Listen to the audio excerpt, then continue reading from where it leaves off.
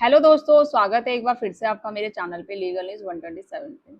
दोस्तों, आज की वीडियो में बात करूंगी लाखों पति पत्नियों के जो मन में सवाल होता है कि जब भी पति पत्नी 2 साल से अलग रह रहे हैं तो क्या होता है। इसी सिचुएशन में तलाक है जो कानून ऑटोमेटिक तलाक दिलवा देता है, मतलब कि शादी खत्म हो जाती है। 2 साल से अलग रहना, तो कई लोग यही सोचते हैं कि अगर पति पत्नी 2 साल से अलग साथ नहीं रह रहे हैं तो कानून क्या करता है, अपनी आप शादी खत्म हो जाती है और हम ऐसी सिचुएशन में फिर दूसरी शादी कर सकते हैं। अब डिवोर्स लेने की जरूरत नहीं है क्योंकि 2 साल का सेपरेशन हो गया, जिसे हम डाइजेशन का ग्राउंड कहते हैं। तो क्या सिर्फ 2 साल का सेपरेशन तलाक दिलाने के लिए काफी है? First question. सेकंड ये कि क्या पति सीधे कोर्ट जाकर ऐसी सिचुएशन में तलाक ले सकता है? थर्ड ये है कि अगर पत्नी बिना किसी उचित कारण के मायके में रह रही है तो क्या होगा ऐसी सिचुएशन में। तो आज की इस वीडियो में मैं सभी इन सवालों के जवाब दूंगी सिंपल लैंग्वेज में, क्योंकि बहुत लोगों के, हर एक शादीशुदा पत्नी और पत्नी दोनों के मन में यही सवाल रहता है, बहुत कंफ्यूजन रहती है।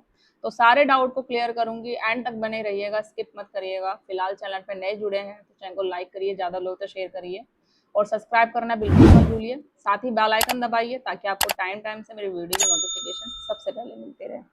अब दोस्तों बात करते हैं, देखो लोग सबसे बड़ी गलती क्या करते हैं। मोस्टली लोग यही करते हैं कि बहुत से लोगों को लगता है कि 2 साल से अलग रहना मतलब हमारी शादी पूरी तरीके से खत्म हो गई है।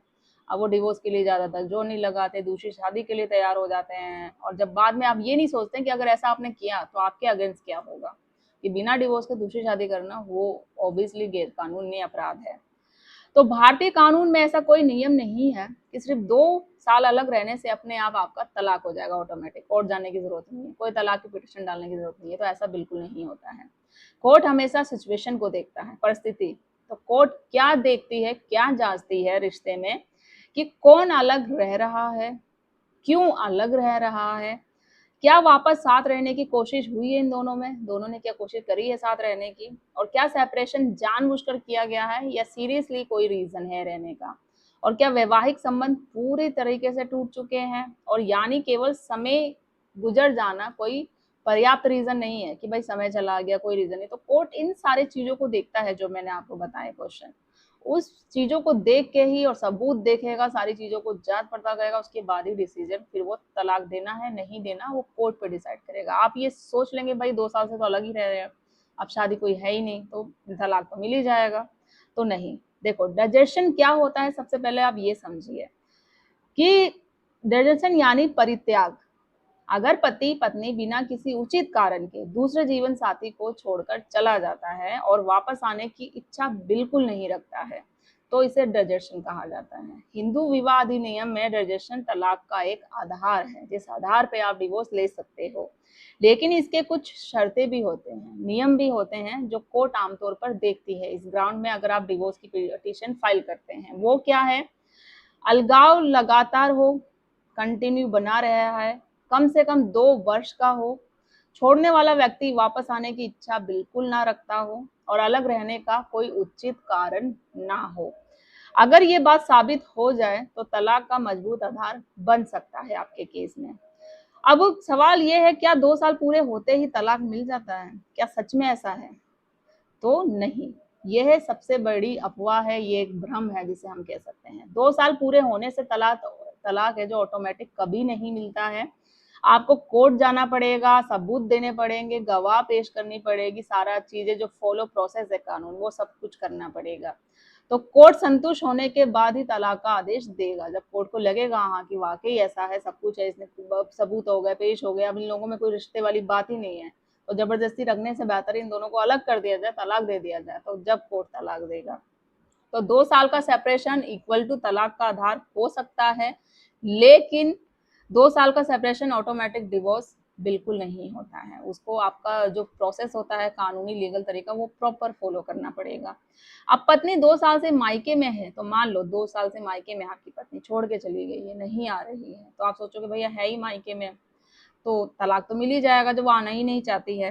अब मान लो एक एग्जाम्पल के तौर पे बनाती हूँ जो आमतौर पर आप लोगों के साथ होता होगा कि लाइक पत्नी 2 साल या 3 साल, मान लो 5 साल, कितने साल से भी मायके में रह रही है, पति बार बार रहने के लिए बुला रहा है उसे, कोशिश कर रहा है, बहुत कोशिश कर रहा है, तो कोई उचित कारण भी नहीं है कि वो छोड़ के चली गई है ससुराल, पति के साथ नहीं रह रही है, पत्नी वापस आने को तैयार भी नहीं है, पति बहुत कोशिश कर रहा है, नहीं आना चाहती, तो ऐसी स्थिति में पति दर्जेशन के आधार पर तलाक मांग सकता है, लेकिन पति को ये साबित करना होगा कि उसने पत्नी को साथ रखने की पूरी कोशिश करी है।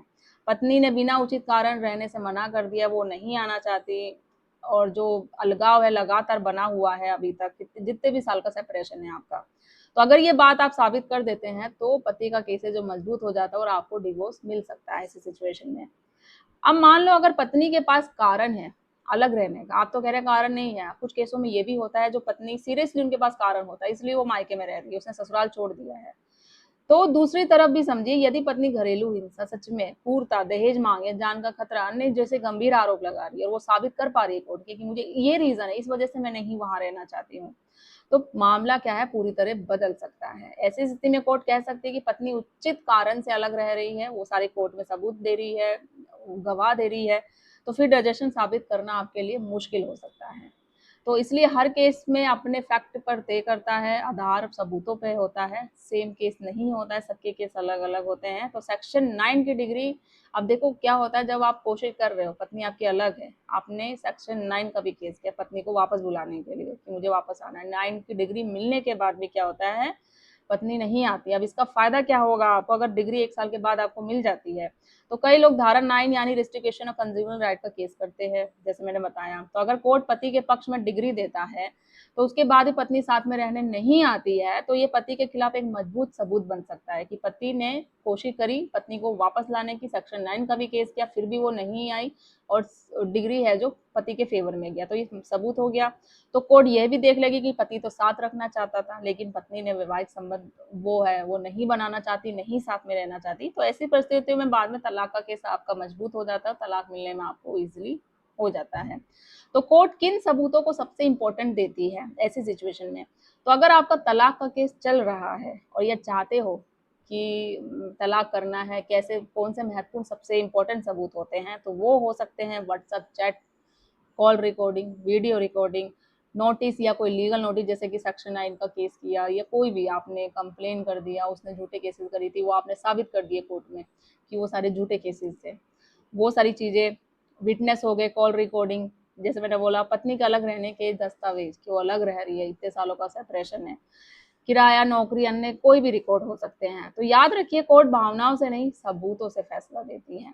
तो दोस्तों सबसे महत्वपूर्ण बात, 2 साल से अलग रहने अपने आप तलाक नहीं मिलता है, आपको पूरा प्रॉपर जो कानूनी तरीके हैं वो फॉलो करने पड़ेंगे, कोर्ट में साबित करना पड़ेगा, दिखाना पड़ेगा क्या रीजन है, क्यों अलग रह रहे हैं, कोशिश की गई है रिश्ते को दोबारा संभालने की या नहीं की गई है, तो उसके बाद ही होता है। तो 2 साल या उससे अधिक समय का अलगाव, तो ये तलाक का एक मजबूत आधार बन सकता है जब आप साबित कर देते हैं कोर्ट में। तो हर मामला अलग होता है, कोर्ट हमेशा फैक्ट और सबूतों के आधार पर फैसला देती है। तो अगर आपको ये सेम ऐसी किसी भी मामले का सामना करना पड़ रहा है तो जल्दबाजी में कोई फैसला बिल्कुल ना ले, बल्कि सही कदम उठाए सही समय पे, और एक बेस्ट एडवोकेट जो होता है, फैमिली लॉयर जो ये केसेस देखता है, उनसे एडवाइस लेके ये अपने केस को आगे कंटिन्यू करिए।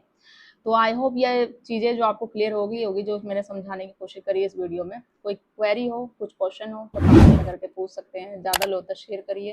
जल्दी मिलूंगी मैं अपने नेक्स्ट वीडियो में, तब तक के लिए थैंक यू।